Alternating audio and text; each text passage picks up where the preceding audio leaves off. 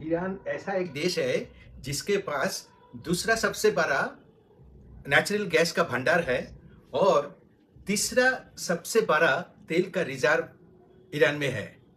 तो ईरान में यूरेनियम भी है। तो ये सब के चलते ईरान बहुत सारे युद्ध का सामना भी किया। ईरान अभी तक बहुत सारे युद्ध कर चुके हैं।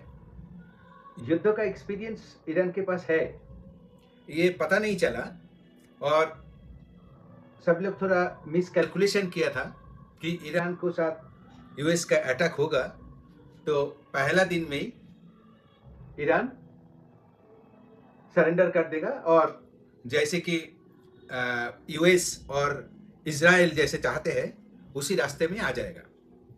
मगर जैसे खोमेनी ने बताया कि अगर यूएस स्ट्राइक करता है तो ईरान साथ साथ में स्ट्राइक भी करेगा, वो रुकेगा नहीं, वो स्ट्राइक करेगा और जितने सारे यूएस बेसेस है उसमें भी स्ट्राइक करेगा, वो रिटेलिएट करेगा, वो उत्तर देगा, वो युद्ध का परिभाषा में ही उत्तर देगा, ऐसा खोमेनी ने बता दिया था।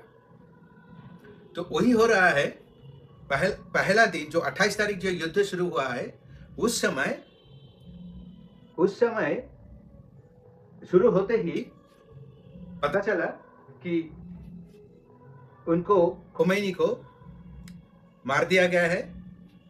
और मार देने का बाद भी अभी तक, आज 3 तारीख है, मार्च का 3 तारीख, तो अभी तक वो युद्ध नहीं रोका और ग्रेजुअली ये इंक्रीज हो रहा है।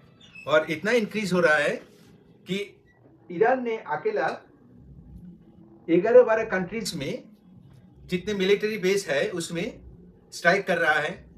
और पूरा उनका जो पड़ोसी जो देश है जिसमें जिसमें यूएस का बेसेस है उसमें वो स्ट्राइक कर चुके हैं, अभी भी कर रहा है। और इजराइल में तो खास करके बहुत सारे स्ट्राइक कर चुके हैं और अभी भी स्ट्राइक्स जारी है।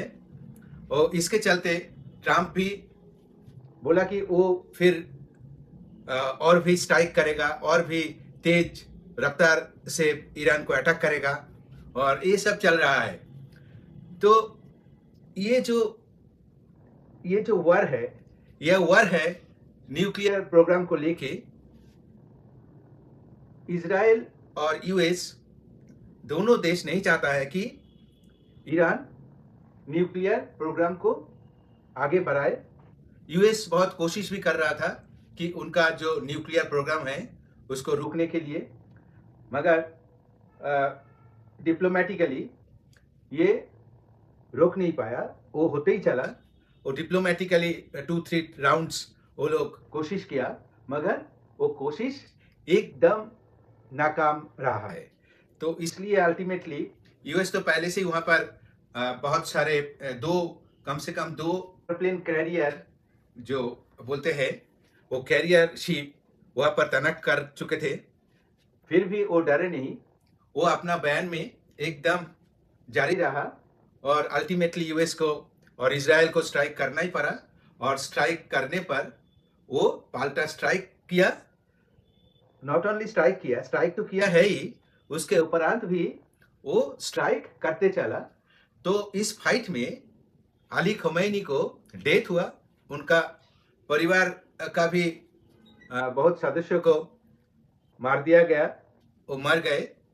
फिर भी स्ट्राइक चल रहा है और इतना स्ट्राइक चल रहा है कि पास पास में जितने सारे देश है सब में वो लोग, जितने सारे यूएस बेसेस है और इजराइल में, वो स्ट्राइक कर रहा है, अभी भी कर रहा है। आज 3 तारीख हो गया, अभी भी युद्ध का रोकने का कोई निशाना नहीं दिखाई दे रहा है।